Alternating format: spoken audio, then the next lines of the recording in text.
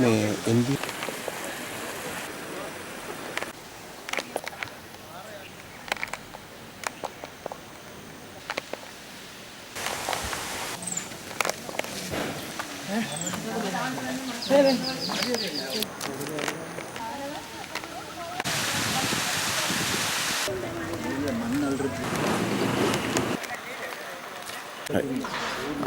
මම දන්ව දිසානායක පාර්ලිමේන්තු මන්ත්‍රී නුවර දිස්ත්‍රික්කයේ අපි මේ ආපදාව ඇතිවෙච්ච දවස් ඉඳලම වේගෙන් වැඩ කරලා දැන් සෑහෙන දුරකට යටිතල පහසුකම් ජලය විදුලිය දුරකථන සංවිධාන පහසුකම් යථා තත්ත්වයට පත් කරගෙන දිනනවා. නමුත් එතන නම් ඉන්නේ මේ උලපනේ ගඩොල් බෝක්කු කියන හරියේ සම්පූර්ණ මේ ප්‍රදේශය පාර විනාශ වෙලා තියෙන්නේ. එතකොට මිනිස්සු කිලෝමීටර් කිහිපයක් නුවරින් ඉඳන් ඇවිල්ලා මෙතනින් බැහැලා රේල් පාරේ ගිහිල්ලා ආයේ නාවල පිටියත් එක්ක සම්බන්ධතාවය මේ පැත්තෙන් තියන් ඉන්නේ මෙහෙම.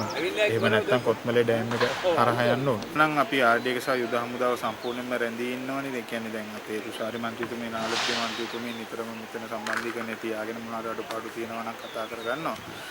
මං හිතන්නේ මෙතෙන්ට නම් තව ටිකක් දවසක් ඕනේ වෙන්නේ. දවස් 5ක් 3ක් 4ක්වත් ඕනේ වෙයි. ඒ කියන්නේ මෙහෙම එකක් තියෙන්නේ. මෙතන දැන් ගොඩක් අය අහනවා කවද්ද මේ වැඩේ ඉවර වෙන්නේ ප්‍රොජෙක්ට් එක කියලා.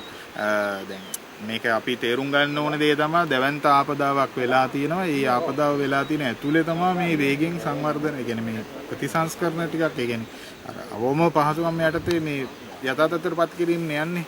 එතකොට බලාපොරොත්තු නොවෙච්ච ප්‍රශ්නත් වෙනවා. දැන් මේවත් පොඩ්ඩක් එහෙම වෙන්න පුළුවන්. ඒ වගේ ඒවා. ඒත් අපි උපරිම උත්සාහ කරන්නේ දවස් 3ක් 5ක් අතර ඇතුළත විවෘත කරගන්න. ඒ වගේ මේ මෙතන මේ මහා මාර්ගයේ ප්‍රතිසංස්කරණ කටයුත්ත නම් යුද හමුදාවේ කටයුතු ඒ අය දින 2ක් හෝ දින 2කමාරක් අපි හිතමු දින 3ක් කියලා එවැනි කාලයක් ඇතුළතදී එයාගේ වැඩ අවසන් කිරීමට හැකියාව තියෙනවා.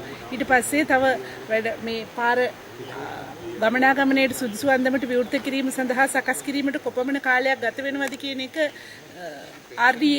එකෙන් තමයි අහගන්න ඕනේ. ඒ ඉංජිනේරු මහතුරුත් මේ ස්ථානයට පැමිණ සිටිනවා. ඒ සම්බන්ධයෙන් සාකච්ඡා කරන්න තමයි මමත් මේ අවස්ථාවේ මෙතනට ආවේ.